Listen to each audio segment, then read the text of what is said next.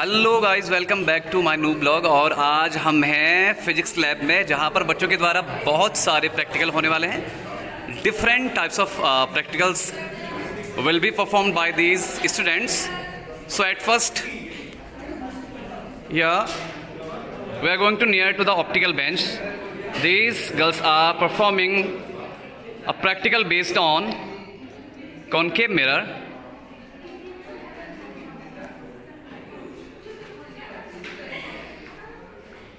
तनुजा जोशी, मेघा, हिमानी पिलखाल के द्वारा concave mirror की फोकल लेंथ निकाली जा रही है।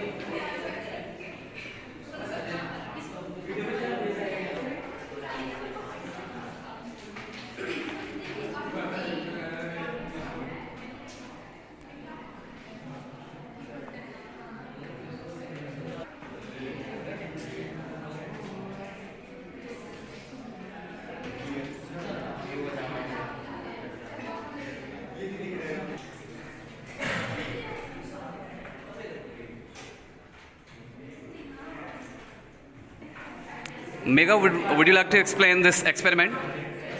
क्या आप मुझे इस एक्सपेरिमेंट के बारे में बताएंगे? Yes, sir. So as we can see, here is an optical bench. So we are performing an experiment to find the focal length of concave mirror. So this is a concave mirror, and as we know, it is a converging mirror. So this is optical bench. What is it? This is a mirror stand, and this is a concave mirror. This is an object pin, and this is an image pin. What do we have to do to find the focal length of this concave mirror test? We have to put this object pin in a specific position, and we have to note down the position, whatever it is. Like it's if we put it in 25, 30, or we have to write down the position of this object pin. Then putting it aside, then fixing the image pin. Keep this image pin in such a way that the needle, both of the needle, we will find the inverse image of that in a concave lens. So what we need is the coincide image of this object pin and image pin. It will be inverse. So there shouldn't be any parallax. That is, they should lie in this position, not in this. Otherwise, if they are lying in this position, there will be a parallax, which is just prohibited. So what we have to do is to adjust the image pin in such a way they should coincide. And when it is placed, we should also note down the reading. Like if it is in 65, then we have to write that the object pin is in 30 and the image pin is in 65. So note down in the value of these position, we can find the focal length of a concave mirror. Oh, thank you so much for giving us the information. Students, today we are going to talk about prism. Two incidences can take place through this prism: spectrum of light and deviation of light. When a white light passes through a prism, it is split into its 7 component, which is known as spectrum of light. And when a monochromatic light passes through a prism, it is reflected twice through the prism. From this reflecting surface, when monochromatic light passes through this prism, it reflected at first this reflecting surface and then the another surface. Here we can see, you can see in this diagram, this is the direction of incident ray and this is the direction of emergent ray.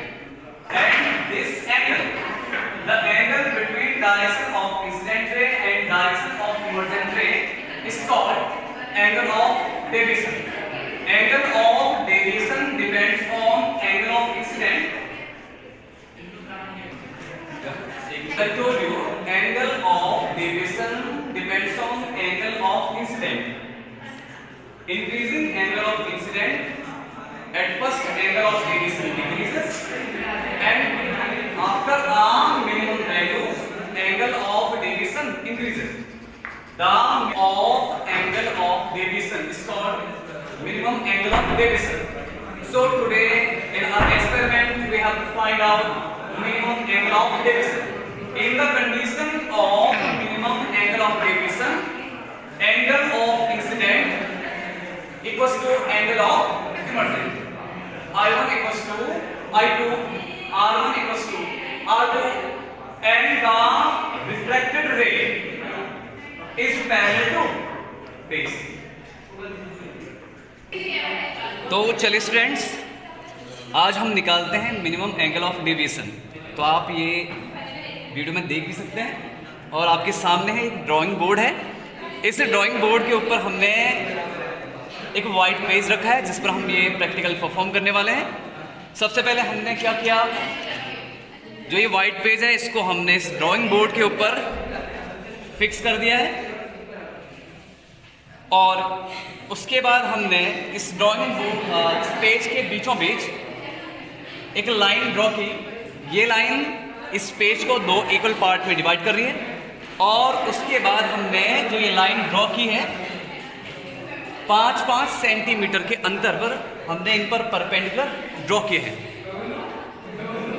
और उसके बाद हमने angle of incident बनाने के लिए सहायता से सबसे पहले 30 डिग्री का एंगल लिया और इस एंगल को बढ़ते हुए क्रम में 5-5 डिग्री बढ़ाते हुए, तो ये आप देख सकते हैं कि ये एंगल ऑफ इंसिडेंट है। और इस तरह से हमने प्रिज्म रखा है और आप यहाँ पर देख सकते हैं इस बार जो एंगल ऑफ इंसिडेंट है वो 40 डिग्री है। अब हम सबसे पहले दो पिन को यहाँ सेट करेंगे 2 सेंटीमीटर के अंतराल पर।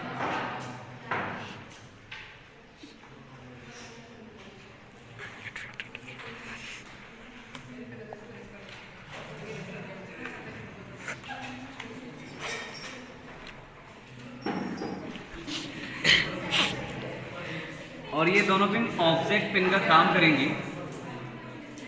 और आपको ध्यान यह रखना है कि ये दोनों पिन एक ही सीध में होनी चाहिए, इनके बीच कोई भी पैरेलैक्स नहीं होना चाहिए। तो चलिए देखते हैं क्या इन दोनों पिन के बीच पैरेलैक्स है।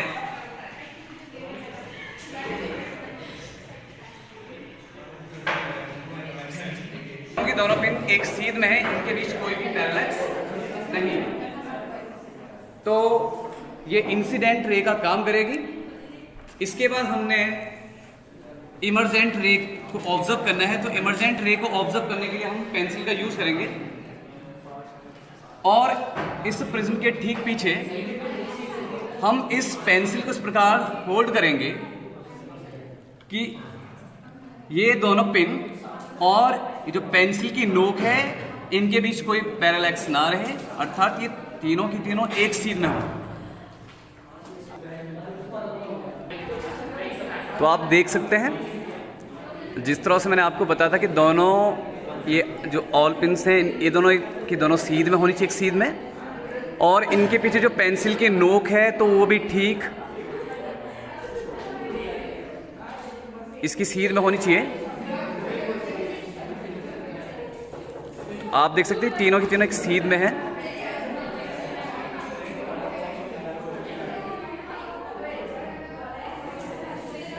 अब जो ये प्रिज्म रखा है इसकी आउटलाइन ड्रॉ करेंगे।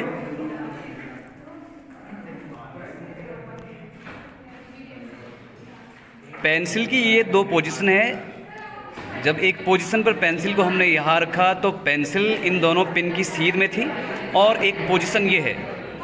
अब पेंसिल की इन दोनों पोजीशन को हम मिलाएंगे तो जो डायरेक्शन ऑफ इमर्जेंट रे का काम करेगा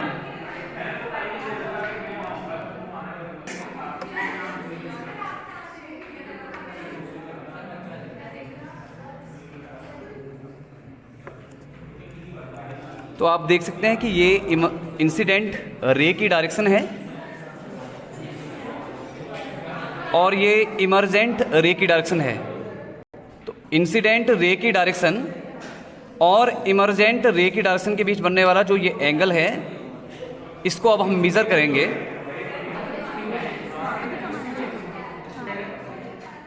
As earlier I told you, increasing angle of incident at first angle of deviation decreases, after a minimum value it increases.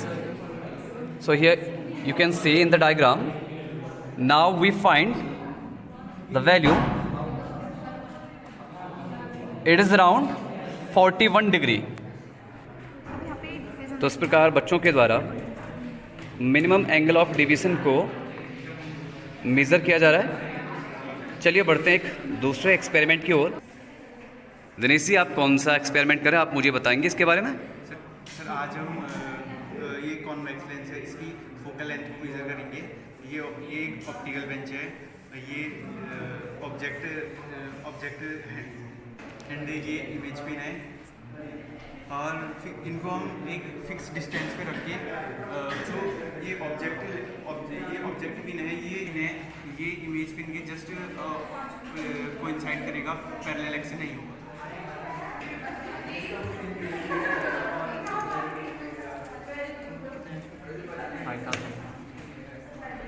Half deflection method के द्वारा बच्चों के द्वारा गैल्वेनोमीटर का रेसिस्टेंस मेज़र किया जा रहा है।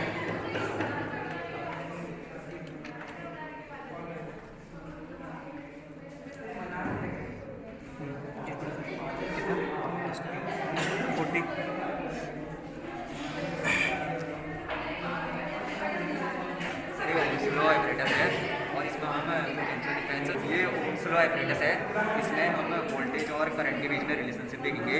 और हमको जैसे हम यहाँ पर ये स्विच अभी ऑफ है, जैसे हम इसको ऑन करेंगे और यहाँ से रियोस्टेट को स्टार्ट करेंगे तो हम देख सकते हैं कि वोल्टेज और करंट सेम रेट से बढ़ रहे हैं। तो इससे ये पता चलता है कि ये जो वोल्टेज है वो डायरेक्टली प्रोपोर्शनल होती है करंट के, और इसके लिए ये ग्राफ हो गया, ये एक स्ट्रेट ग्राफ होगा क्योंकि वोल्टेज करंट के डायरेक्टली प्रोपोर्शनल है। और अगर इसका साइन हटेगा तो इसमें कांस्टेंट आते हैं रेजिस्टेंस। तो बच्चों के द्वारा ओम्स लॉ ऑपरेटस से VI कर्व ड्रॉ किया गया, और इस ऑपरेटस की सहायता से आप किसी भी वायर के पर सेंटीमीटर रेजिस्टेंस को मेजर कर सकते हैं। तो ये था Ohm's law apparatus. Tanishka, would like to tell me about this experiment? So this is the glass slab, and we have to observe refraction and a lateral displacement. तो क्या बोल रहे हैं? पानी। These are the object pin and these are the image pin, और हमें ये इस तरह से फिक्स करनी है कि ये चारों की चारों पिन एक सीध में होनी चाहिए।